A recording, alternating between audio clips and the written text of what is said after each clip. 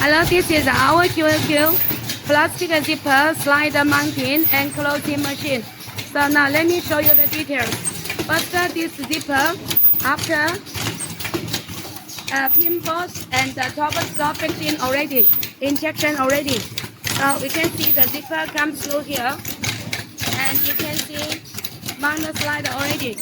This is the vibrator slider mount from here that comes down from here. This puller can be fancy puller, long puller, big puller, or the hooker, or flatter puller, no problem. So you can see slider mount to inside already. And then 1 hour is about 1,200, 1,500 pieces per hour. So you can see. This is the pin post. This is the top stop slider mount from this gap. Go inside. So it can save many labor costs. No need to arrange.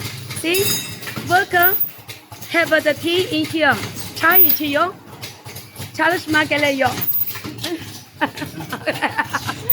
Come on. Thank you so much for your interest.